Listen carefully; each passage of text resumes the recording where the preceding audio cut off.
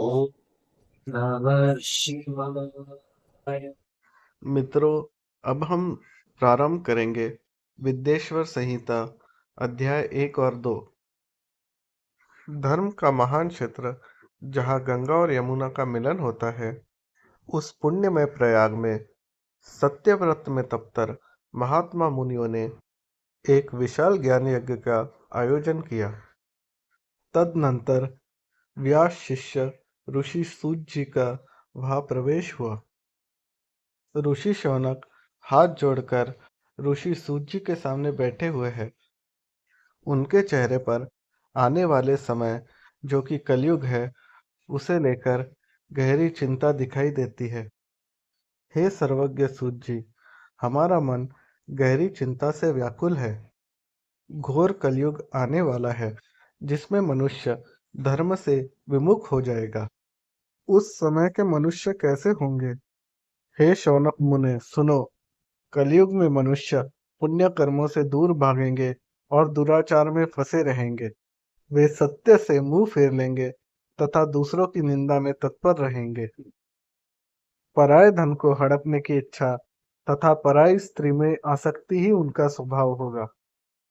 वे मूढ़ और पशु बुद्धि वाले होंगे। अपने माता पिता से द्वेष ही उनका स्वभाव होगा। विप्रवर, कलयुग में ब्राह्मण लोभ के ग्रास बन जाएंगे।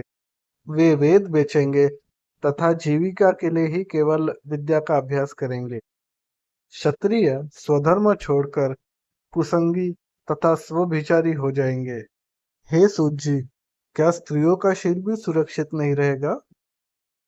कलयुग की स्त्रियां सदाचार से भ्रष्ट तथा पति का अपमान करने वाली होगी। वे कुत्सित हाव भाव में तत्पर रहेगी और किसी से भय नहीं मानेगी। हे सूत जी, परोपकार से बड़ा कोई धर्म नहीं है। जिनकी बुद्धि भ्रष्ट हो गई हो, ऐसे लोगों को उत्तम गति कैसे प्राप्त होगी? कोई ऐसा उपाय बताए जिससे पापों का नाश हो जाए। हे साधु महात्माओं, आपने त्रिलोकों की हित की बात पूछी है। भगवान शिव का स्मरण करके मैं वह गुप्त रहस्य आपको बताता हूँ। मुनियों, शिव पुराण ही वह परम औषधि है जो कलयुग के कल्मश का अंत करती है। यह वेदांत का सार सर्वस्व है।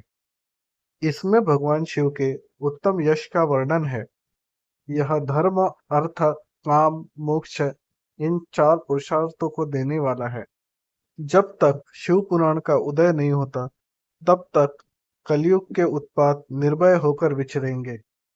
इसे वेद के तुल्य माना गया है।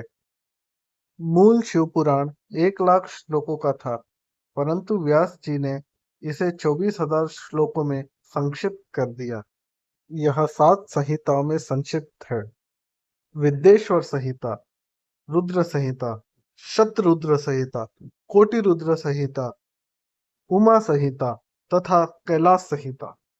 यह निर्मल पुराण भगवान शिव द्वारा ही प्रतिपादित है और शैव शिरोमणि व्यास जी के द्वारा संकलित है।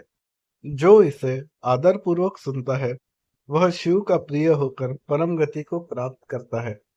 विद्येश्वर संहिता के अगले भाग में हम देखेंगे साध्य साधन का विचार, श्रवण कीर्तन की महिमा और भगवान ब्रह्मा और विष्णु के बीच में प्रकट हुए रहस्यमयी अग्नि स्तंभ की कथा। यदि आपको हमारा चैनल पसंद आ रहा हो, तो कृपया लाइक, शेयर और सब्सक्राइब कर दीजिए। धन्यवाद।